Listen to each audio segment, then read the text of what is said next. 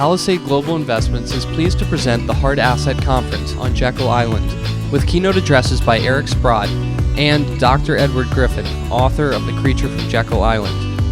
The event will be sponsored by Triumph Gold Corp, currently drilling its 100% owned Free Gold Mountain project in the Yukon, and by Mexican Gold Corp, just weeks away from publishing its maiden resource on its Las Minas gold project in Veracruz State, Mexico.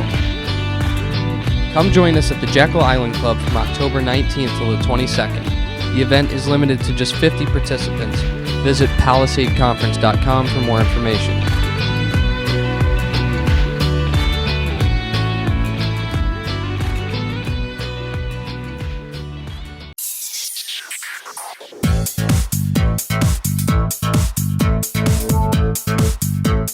Welcome back to another episode of Palisade Radio. This is your host, Colin Cattell. Today we're going to be talking to legendary mining investor Eric Sprott. Just as a reminder, Eric is going to be the keynote speaker for our event, the Hard Asset Conference, kicking off on October 19th in Jekyll Island. Eric, welcome back to the program. Colin, very happy to be here and looking forward to the conference. Yeah, it's going to be a fun event for anybody interested in going. We are full, but I can always find an extra spot for the right person to come. So feel free to reach out to me, Colin at palisadeglobal.com. Eric, great day to get you on here. Yesterday was really a turnaround day where gold crossed 1,300 and seemed to stick above the 1,300 mark. And we're speaking on August 29th 2017. You were talking this morning about what makes this a new bull market in terms of the HUI, and I think that's a great place to start. Where do you think this turns into a sustained rally? Well, we've had a pretty good run here, just in the last 2 days, of course, or we might almost say over the last month, and we're now at 1325-ish, I think, is the price. I don't have it right in front of me. And I was actually looking at the UE gold index, and I sort of have an internal rule that if a stock or a commodity or an index changes by 20%, you kind of know you're in a new trend, and in this instance, a bull trend.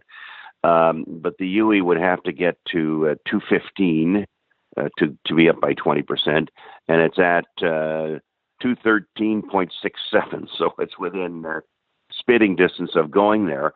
And it sort of took me back to early in 16 when the stocks went up something like 160% in like 6 months.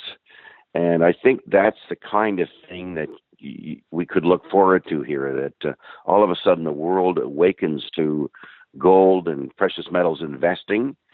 And there's lots of great stories around, lots of cheap stocks around. And it's a very small area of the market.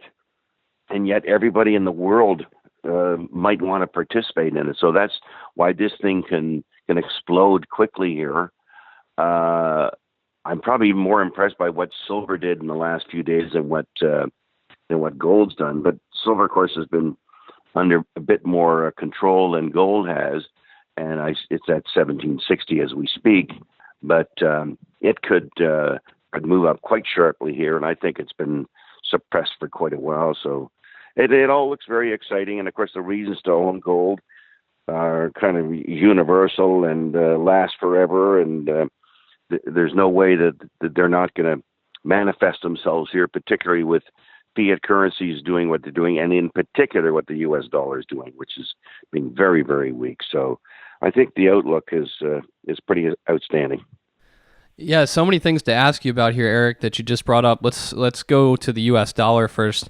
The U.S. dollar has had long-term support at that 93 level for a couple years, and many people thought that it was going to hold, and it was holding for a while, and all of a sudden it's just kind of fallen through a floor, which begs the question of how low it could go and what that could do to gold. Well, as we know, it can go a long way down. There are those groups of people out there who think the currency is valueless. I am in that camp because I honestly believe that if you look logically at the U.S. financial situation, they are bankrupt. And I just simply look at the obligations that they have for Medicare and Social Security and realize that they're massively underfunded, and there's going to be this huge wake-up call. I'm not saying when it's going to be, but it's certainly got to be in the next 10 years or so, when everyone realizes that that standard of living that we anticipated is not going to happen. And it'll be quite a dramatic change. And that's already in place. Now, you add on to that what's the sort of chaos that's going on in Washington as we speak, that there's really no governing that can happen because of the different views that the various parties have, and even within the parties, the different views that certain senators and or congressmen have. It's just impossible to imagine anything truly being accomplished. So I can see the world outside of the U.S. looking askance at the dollar and wondering, what do we have these dollar securities for? One of the things that perhaps we miss, when the dollar goes down 10%, that person in Europe who owns an American stock lost 10%. Like that's not, or Canadian. Canadians lost 10% owning American securities. So, and it's bigger now. I think what's the dollar down? Is it down like 13 or 14% now? So this is becoming a significant weight on all U.S. denominated securities. And as I say, I think the trend is down. I mean, I'm not saying it's going to zero quickly, but the gold has ever since the Federal Reserve was created in 1913, which is sort of interesting because we'll talk about that at Jekyll Island. I mean, it's appreciated, or the currency's fallen by something like 98.9% or something, and that trend just continues. So there's nothing particularly unusual with currency weaknesses.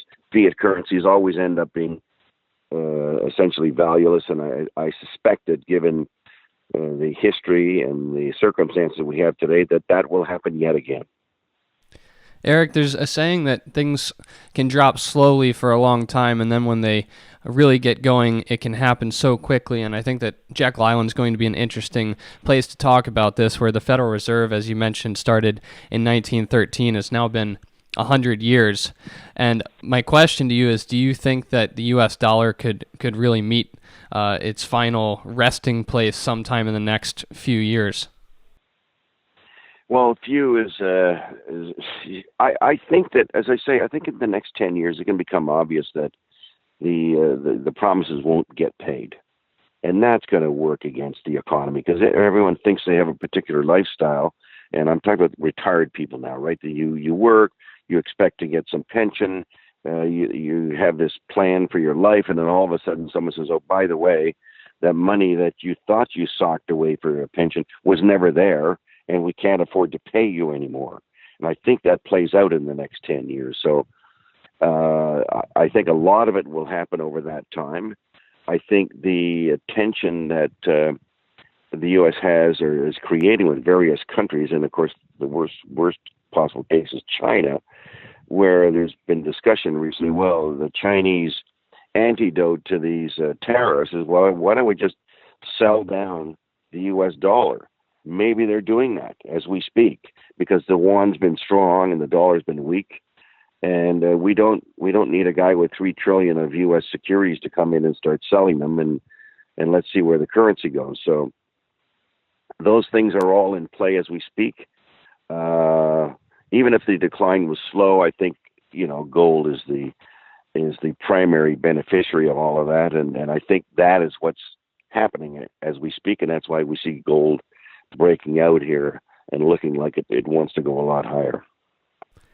Eric, I imagine you've reflected on where gold and silver can go, for nothing else, just to figure out when to take some chips off the table. And I think you would probably argue that we're early in this leg of this market, but at some point when gold gets to a very high level and silver, you're going to start to look at taking some of those chips off the table. Have you figured in your mind where you think these prices can go? That's a $64 million question, right? Well, I do believe it's many thousands. Okay, like for me to imagine it goes to a new high is that's a very simple thing. The bigger question is, does it go to 5 or 10,000? Which I know a lot of people would think is impossible, but when you look at what Bitcoin did, that is now trading at $4,000, and I don't think as an investment can quite hold itself up against gold, although it certainly has in the last year. I mean, it's not so ridiculous to think that gold could go up many, many, many multiples of where it is today. The only, I think, reason that you would ever want to sell gold or gold shares is if it became convertible into a currency. If it really was backed, then you don't need to own the gold if it's back, if the currency is backed by gold.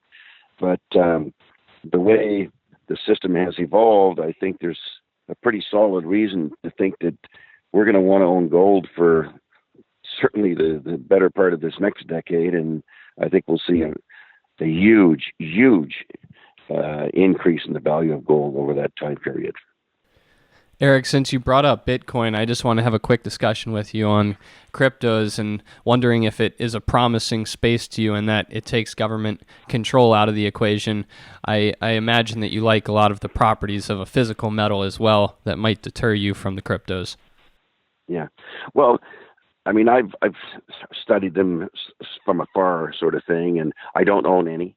I find it kind of bizarre that we have these initial coin offerings coming out like confetti, that we have so many cryptocurrencies. I don't really think they're needed. I mean, if it's the blockchain you want to buy, for example, I'm an owner of Gold Money, which already uses the blockchain. They've been using it for 5 years, and it's backed by gold. And I don't know why people wouldn't go there, but so far it's been a very slow transition. I just think that there's so many of them. It doesn't seem to make any sense. And I keep thinking, man, are we all going over the cliff together here? That's what I really worry about. That surely the goodness, the attempt to get away from governments can't mean that we need multi-thousand different currencies.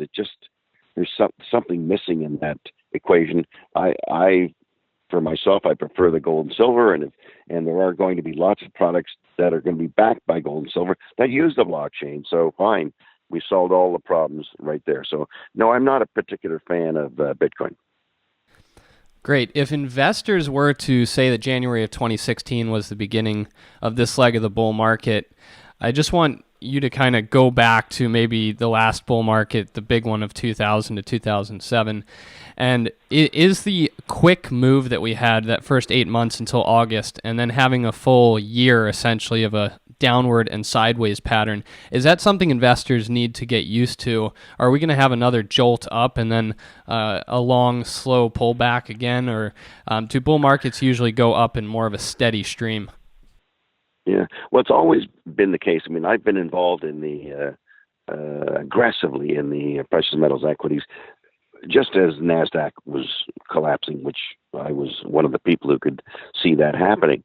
And, in that time period, I think from 01 to 11, the UE index went up something like 1,700%. But I can guarantee you it was not an easy road to travel because there were so many ups and downs. And but yet it was up 1,700%. It was a dramatic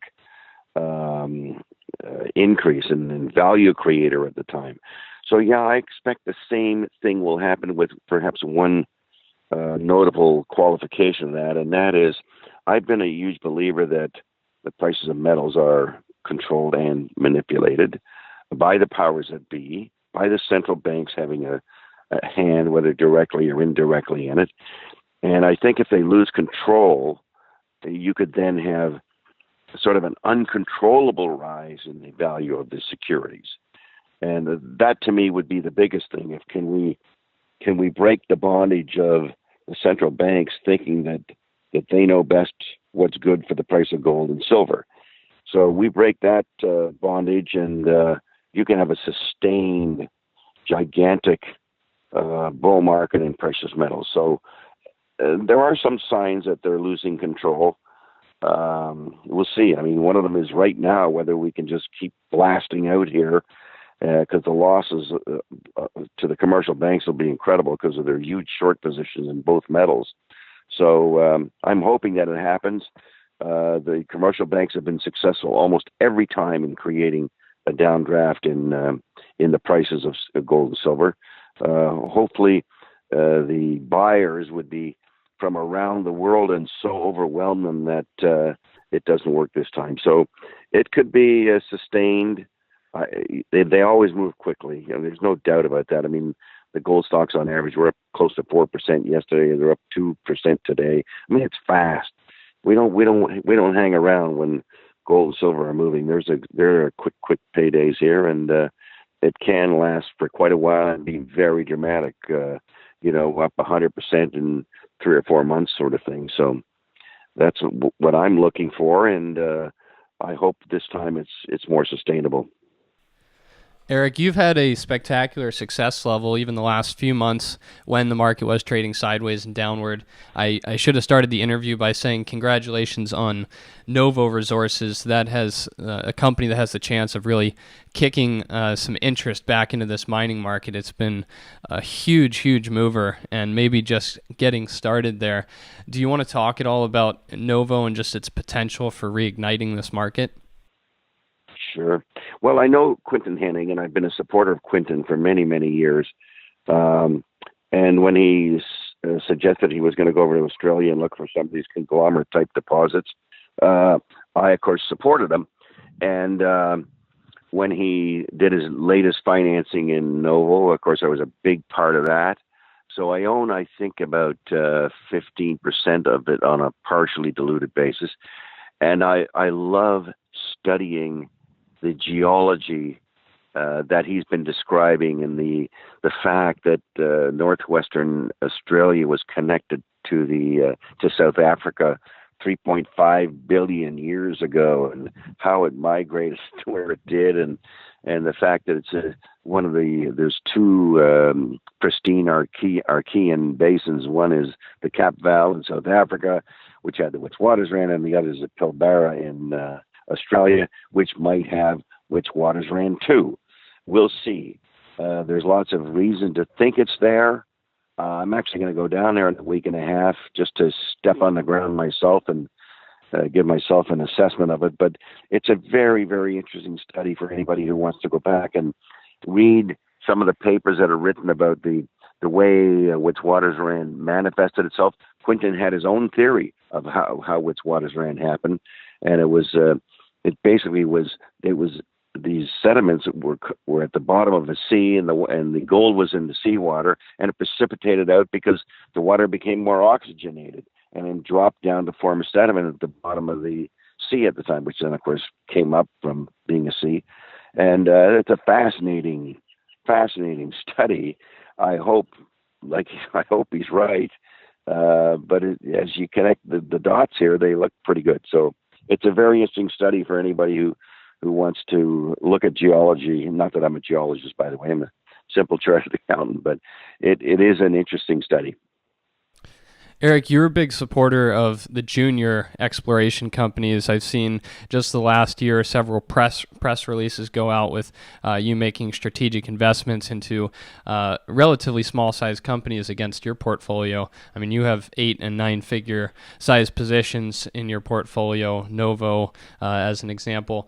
Can you talk about just the space in your portfolio or your interest in these smaller companies? Sure. Well, first of all, pretty well all my portfolio is dedicated to precious metals, okay? Because I can just see that this is an area that people have to be involved with. And of course, I've always, through my whole investment career, one of my simple assumptions was to find value, you have to look where other people aren't looking.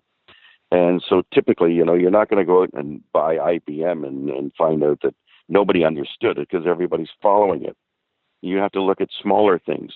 And that's true as well in the precious metals area, that you have to always be turning over stones, looking at things that people aren't relating to, and try to grab an opportunity that other people aren't aware of.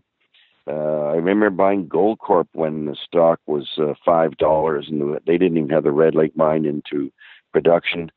And an annual report had been released by Rob McEwen, And in the annual report, he said, well, the 43-101 grade is, I think, 1.26 ounces per ton, but the uncut grade was 2.1 ounces a ton. And I thought, well, there's a big difference between 1.2 and 2.1. Like, it would be about 5 times more profitable. It was 2.1. And that's where the accountant part comes in, by the way. And so I went to see them, and I realized, oh, my God, it's going to be 2.1. I got to own Gold Corp. And, of course, it became a whatever, $15 or $20 billion company. Not that I was there for the whole ride, but I got a good part of it. And it's those sorts of things where, you know, people weren't following it. People didn't believe Rob at the time.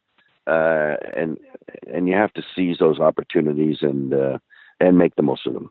And there's lots of opportunities when you find small companies, because most small companies, nobody's looking at them. And I congratulate you guys on looking at them. And there's other groups like yourselves who do that. And I think you provide a wonderful service to people, because that's where the bigger payoffs are going to be. Well, I was joking with you before the call that I don't quite have the luxury yet of getting those larger positions, but looking forward to the day when we get there. Eric, I really appreciate you coming back on the program, and I'm looking forward to having you down at Jekyll Island as our keynote speaker and spending the weekend there. Should be a lot of fun. I'm looking forward to it.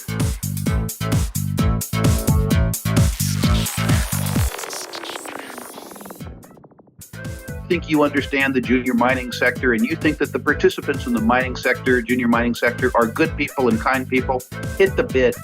How violent that term could be, it actually could be quite violent. It could be a rip-your-face-off uranium rally.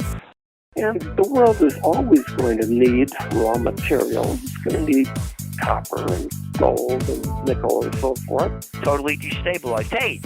Hey, Troll, did you hear what's going on in Yemen?